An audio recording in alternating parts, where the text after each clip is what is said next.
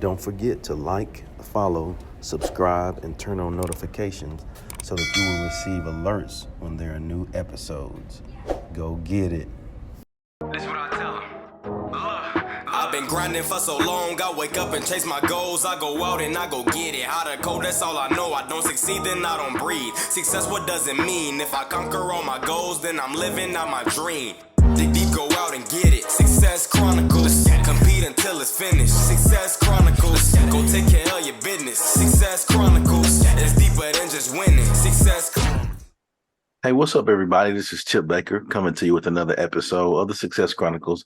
And today we're on with Miss Deann Lee, great lady, doing some really neat things. And I'm truly grateful to have her on. So first off, thanks so much for taking the time to interview with the Success Chronicles.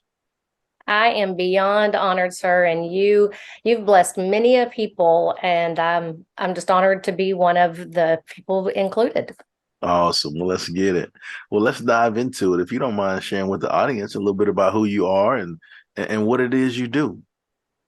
Well, I am a lifelong educator.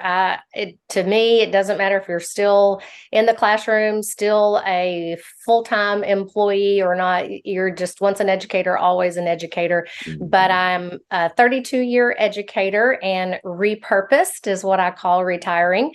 Almost 2 years ago, I started out in Arlington ISD, then to Paris ISD for 23 years, finished up in Millsap ISD as superintendent. And my husband and I both come from a family of teachers and preachers, and we're proud of that. And so we have actually lived here, though, in Paris for about 30 years. And I now have the privilege of working with Raise Your Hand Texas. It's one of Charles Butt's philanthropic organizations. And we support public education through advocacy and policy. So obviously right now we're in the middle of a session, so it's pretty busy. So now's the time for us all to activate on behalf of our students and our educators. I love it. I love it. Thank you so much for your service and your time. Being a fourth generation educator, I know the life and coming from a family of educators and church folk as well. I certainly know the life of giving service and helping others and knowing that it's bigger than us. Amen to that. That is for sure. Yeah. Well, what are 3 things you've accomplished in your life that you're proud of? Well, you can't help but say mom and wife. I'm not going to say that I'm very good at either one of those, but I'm certainly proud. We have a wonderful son. My husband and I have been married 32 years. And so we have a wonderful son who I still think one day will be a teacher, but currently he's an electrical engineer in the Metroplex, but he's a great kid. And so I'm proud of him. Being an educator, when I was 15, I lost my mom. She was a teacher, and she passed away during the night, but I got up and went to school the next day because I knew that's where I was loved and cared for. And I always thought I wanted to be a teacher, but that was back in the day when we didn't start school till after Labor Day. So school had only been in session a few weeks.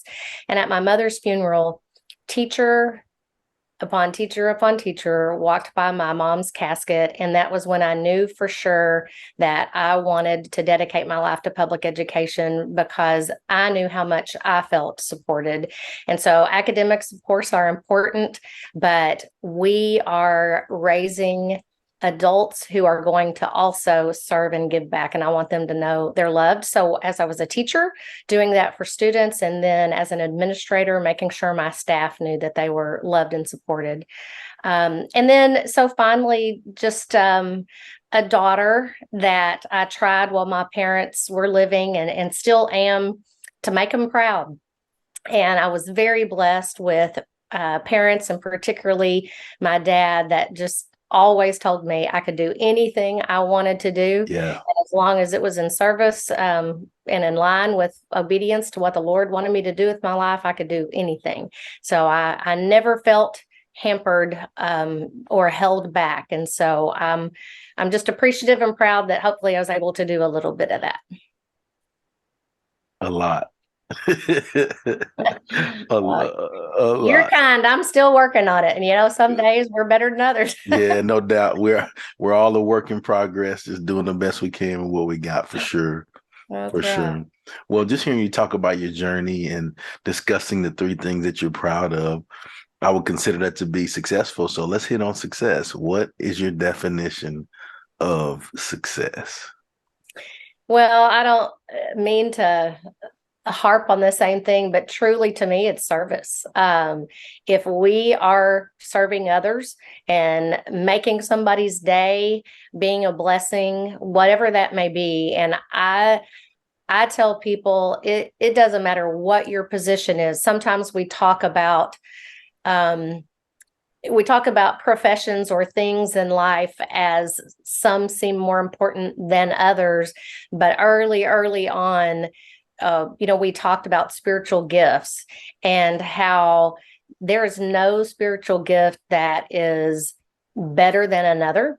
And so, whether I was superintendent, or when I'm volunteering for something and I'm in the back washing the dishes, I'm still serving. And so whatever it is, if we're being obedient and serving others, then I feel like that we're a success.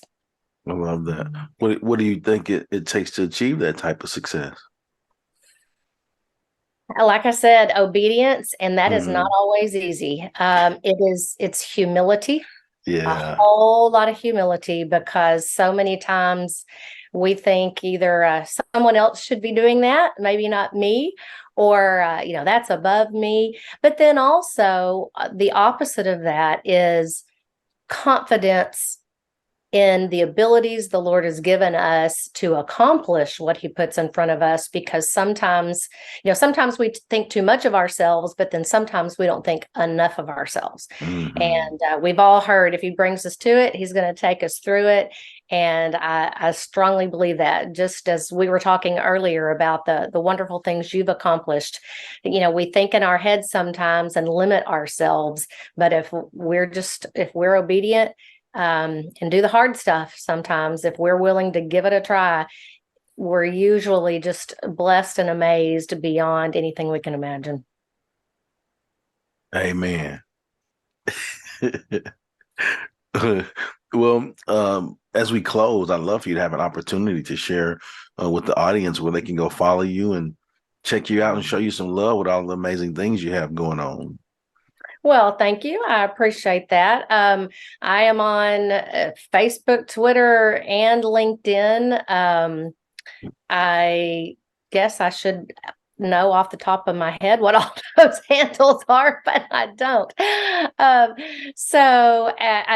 have on Twitter both a private, my personal account, as Mhm. well as I have my Raise Your Hand Texas, East Texas Advocacy Director Twitter as well. And on LinkedIn, it's kind of a combination of that.